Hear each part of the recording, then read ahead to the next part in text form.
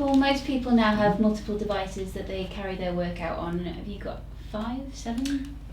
It's getting on for probably 6 devices that I use, that you use for work. Yeah.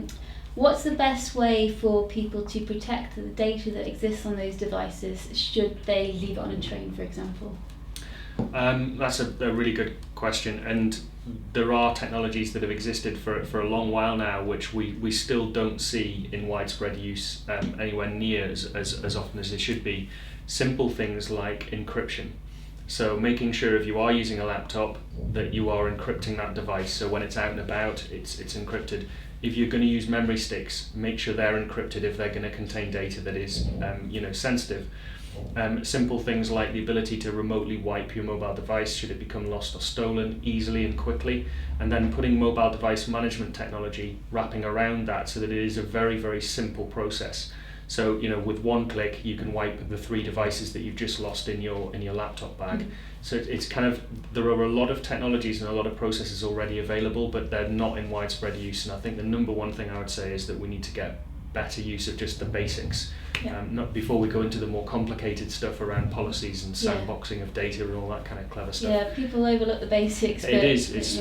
A lot of it is just picking up on the basics. Absolutely. Okay.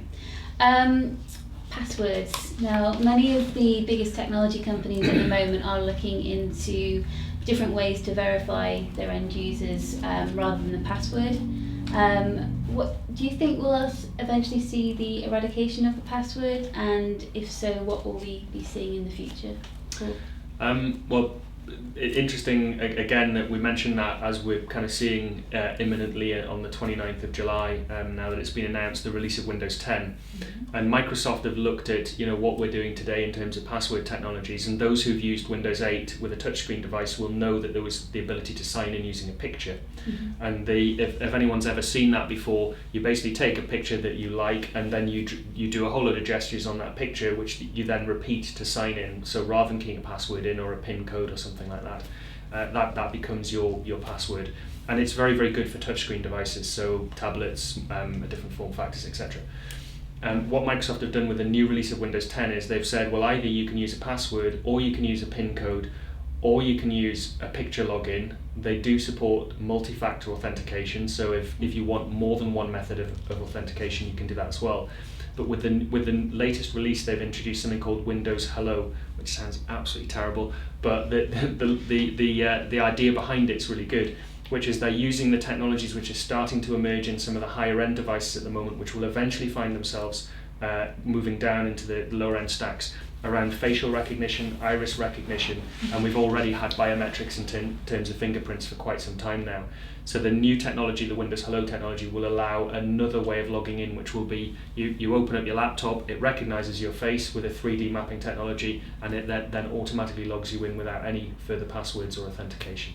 Okay. How safe is that? Because I'm just thinking someone can just go onto my Facebook page, get the photo, and then hold it up, and then... That's why it's 3D. Right. So it uses a 3D model of your actual face, so it has to use these 3D stereoscopic cameras. So it won't be available until we start to see these things more widespread in use. Yeah, I mean, I think one of the things for me is people get really hung up when you talk about moving away from passwords, because they say, we've used passwords for years, they're really secure. In reality, what people tend to do is pick a password, put a number on the end, and then every month when they have to change it, they up the number by 1. So to them it feels like they're meeting the policy and it's really secure. What generally happens is that they give their password out once to somebody, and with a few attempts you can work out roughly where they need to be. So passwords themselves are not really that secure unless the end user takes a good chance at it. I'm quite a fan of the fingerprint recognition on the iPhone. It's probably the best fingerprint recognition I think I've seen. Works really well, it's very consistent, that's very good. When we get into a wider ecosystem, it becomes more of a problem. Multiple devices, trying to get the same technology is difficult. So, there's a whole host of things going on out there in terms of trying to protect it, but I quite like as Paul mentioned, the 3D facial recognition, because it's just simple. It's secure and it's simple. Yeah. Keep it simple. Okay. Now you mentioned the Internet of Things previously. Horrible term, but we can't seem to think of anything else. Yep. What are the business implications of the Internet of Things if consumers think it's too risky for them? See, the Internet of Things excites me and worries me at exactly the same time. I've just installed into my house a Nest system, so I can control my heating from my iPhone, which is brilliant because I can turn it on when I'm out. My house is nice and warm when I get it in. I've also been looking at an internet connected oven, which I also think is a really good idea, because for the same reason, warm house, warm oven, cook my dinner. It's efficiency, it's about saving time.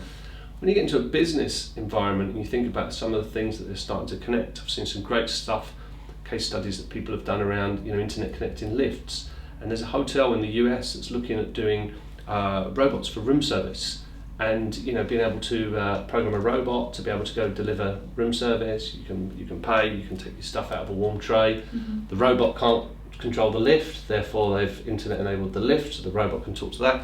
And it's great, and you think about all the stuff that you can do, the security implications of it just become massive. Amazon looking at flying drones, delivering parcels, that starts to become a real difficult thing to control. And I don't think we kind of really understand the implications yet, because I think the things that are going to hit us the hardest from a security perspective on the Internet of Things haven't even been thought of yet. Yeah, we don't know. Yeah. Exactly, and I would echo that as well. We've seen a few football games and things in America particularly have been stopped by uncontrolled drones flying around in terms of the airspace and things like that, and there being concerns around security. And I think Steve's exactly right. I don't think we've seen the big impacts yet of the Internet of Things, but I've seen demonstrations shown where just with a few simple logons, people have been able to gain access to default usernames and passwords on cameras that have been in schools, live cameras, and gain access to live feeds within the classroom. And it's just scary. People are just putting these things out with default passwords, and it's just bad security practice. But because they're looked after by the local IT provider, or the local IT technicians installed it, he doesn't know any better, and he's just putting these things onto the network, and suddenly they're easily accessible via the internet.